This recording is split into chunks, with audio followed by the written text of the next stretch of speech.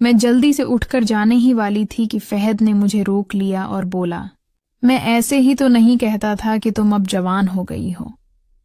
फहद ने बड़े प्यार से मुझे उठाया, बेड पर ले जाकर डाल दिया और खुद भी मेरे साथ लेट गया।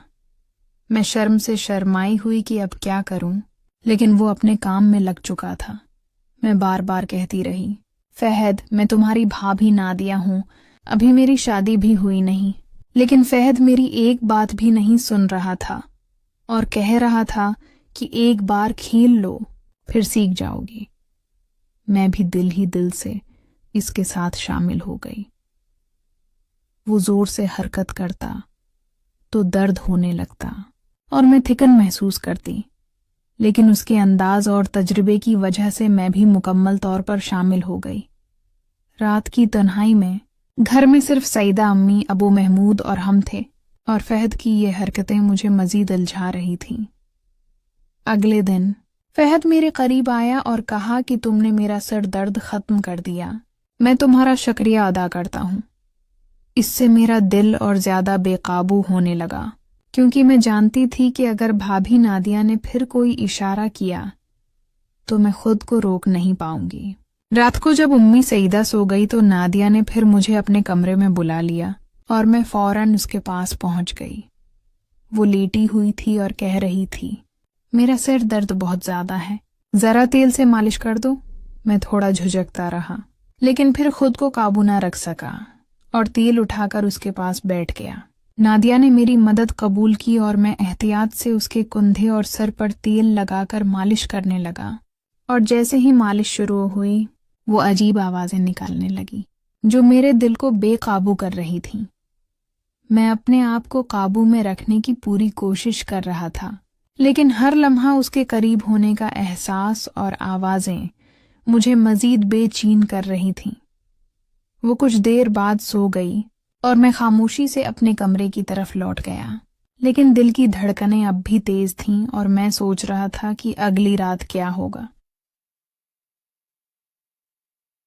अगली रात जैसे ही उम्मी सईदा सो गई, नादिया ने फिर मुझे अपने कमरे में बुलाया। मैं फौरन उसके पास पहुंच गया और उसने मुस्कुराते हुए कहा, मेरा सिर फिर से दर्द कर रहा है, क्या तुम मेरी मदद कर सकते हो? मैं थोड़ा झुझका, लेकिन फिर खुद को काबू न रख सका और तेल उठाकर उसके करीब बैठ गया। नादिया ने एहतियात से मुझे अपना तेल देने दिया और मैं उसके कंधे, पीठ और सर पर आहिस्ता आहिस्ता मालिश करने लगा। जैसे ही मैं मालिश कर रहा था, नादिया की आवाजें अजीब व गरीब हो गईं, जो मेरे दिल को बेकाबू कर रही थीं। मैं खुद को काबू में रखने की पूरी कोशिश कर रहा था, लेकिन हर लम्हा उसके करीब होने का एहसास और आवाजें मुझे मजीद बेचैन कर रही थीं। मालिश के दौरान नादिया ने मुझे कुछ लम्हों के लिए अपनी आंखों से देखा और मुस्कुराकर कहा, तुम वाकई अच्छा काम कर रहे हो फहद। मैंने सर झुकाकर मालिश जारी रखी। दिल की धड़कनें तेज थीं और हाथ थोड़े कांप रहे थे, लेकिन मैं मेहतात रहा। थोड़ी देर बाद नादिया की आवाजें कम हो गईं और वो आहिस्ता आहिस्ता सो गई और मैं खामोशी से कमरे से बाहर निकल आया।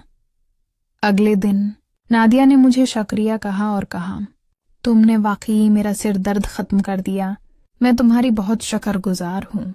मैं शर्म से शर्माई हुई और दिल में सोचने लगा कि अगर नादिया ने फिर कोई फरमाइश की तो मैं खुद को काबू में नहीं रख पाऊंगा।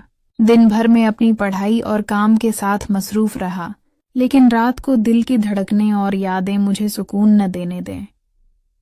जैसे ही रात हुई और उम्मी सो गई, नादिया ने फिर मुझे अपने कमरे में बुलाया और मैं फौरन पहुंच गया। वो लेटी हुई थी और मैं एहतियात से उसके करीब बैठ गया। तेल की बोतल हाथ में थी और दिल में खौफ और ख्वाहिश का मिला जला एहसास था। नादिया ने आहिस्ता कहा, फहद, तुम हमेशा मेरे साथ रहते हो, यही मुझे सुकून देता है। मैंने सिर झुकाकर मालिश शुरू की और उसकी आवाजें और हरकत मुझे मुकम्मल तौर पर बेकाबू कर रही थीं। मैं सोच रहा था कि ये लम्हात शायद सिर्फ हमारी तन्हाई और जज्बात की शिद्दत की वजह से हैं, लेकिन दिल की धड़कनें और एहसासात मुझे मजीद करीब ले जा रहे थे। रात के सन्नाटे में मैं और नादिया खामोशी से ये लम्हे गुजार रहे थे اور میں جانتا تھا کہ یہ تجربہ ہمیں اور قریب کر رہا ہے اور ہر دن کے ساتھ یہ تعلق اور مضبوط ہوتا جا رہا ہے۔